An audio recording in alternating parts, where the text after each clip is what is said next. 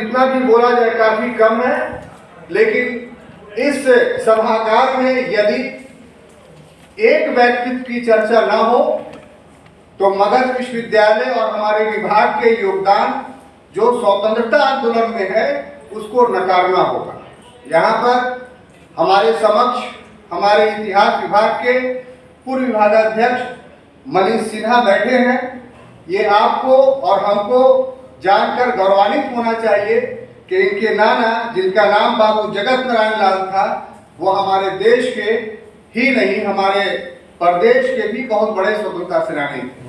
ऐसे तो उनका उदय 20वीं शताब्दी के दूसरे दशक में हुआ और गया में जो कांग्रेस का अधिवेशन हुआ था उसके हिंदू सभा के पंडाल की अध्यक्षता की थी।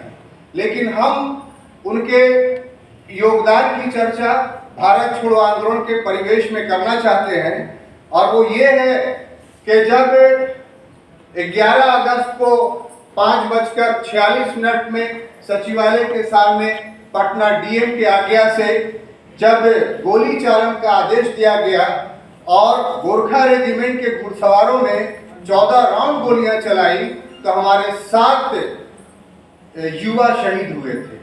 लेकिन ये लोग बहुत कम जानते हैं कि उसमें से एक गोली जगत नारायण लाल के कनपट्टी से गुजरी थी। अगर थोड़ा भी चुप होता तो उनकी जान चली जाती। यही नहीं दोस्तों, इस आक्रमण के बावजूद भी उनका तेज खत्म नहीं हुआ और पूरा परिवार पटना में बाहर निकल आया और उसी दिन उसी समय कांग्रेस मैदान में राजेंद्र प्रसाद की गिरफ्तारी के विरोध में एक सभा हो रही थी जिसकी अध्यक्षता उनकी बहन भगवती देवी कर रही थी। यहाँ जगत नारायण लाल की पत्नी रामप्यारी देवी भी उपस्थित थी। इसी समय पटना कॉलेज के लाइब्रेरी के सामने छात्रों के सभा का नेतृत्व उनके पुत्र कृष्ण कुमार कर रहे थे। सबसे महत्वपूर्ण बात यह है कि 42 में एक बहुत बड़ी घटना घटी कि इलाहाबाद में कांग्रेस के कार्यकारिणी समिति की जब बैठक हुई तो वहां जो है वो पाकिस्तान विभाजन का प्रस्ताव राजगोपालाचारी के द्वारा लाया गया था और जगत नारायण लाल के कड़े विरोध के कारण ये प्रस्ताव पास नहीं हो पाया। गया भी इसे अछूता नहीं रहा। जैसे इस गिरफ्तारी की सूचना मिली तो यहाँ के युवा 10 अगस्त को ही हड़ताल किया। यहाँ के कॉटन और जूट मिल में हड़ताल का आयोजन किया गया।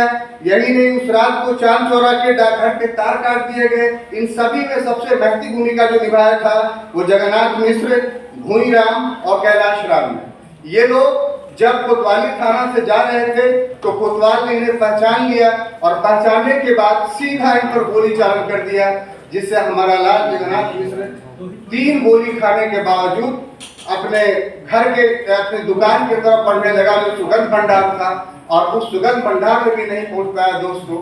और वहीं पर जो एक मंदिर था वो गिरकर अपने जान गंवा दी। भूईराम पिलग्रिम हॉस्पिटल की तरफ भागे, उन्हें गोली मार दी गई। कैलाश राम धानी टोला की तरफ भागे, उन्हें गोली मार दी गई। अरवल में भी 2 लोग शहीद हुए, कुर्था में भी 1 लोग शहीद हुए।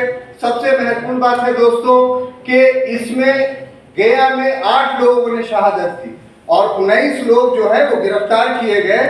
गिरफ्तार लोगों में सबसे महत्वपूर्ण नाम शाह मोहम्मद उमैर का था जो वर्तमान कांग्रेसी नेता तारिक अनवर के पितामह थे।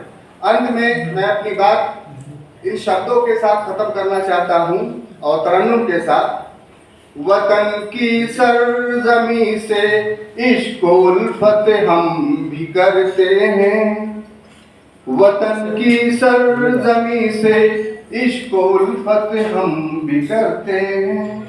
खटकती जो रहे दिल में वो हसरत हम भी रखते हैं। जरूरत हो तो मर मिटने की हिम्मत हम भी रखते हैं। ये जुर्रत, ये शुजाअत, ये बसालत हम भी रखते हैं। वाह वाह वाह, तालियां जियो जियो जियो राजा, ये बना दिया। अब ताली बजा रहे हैं।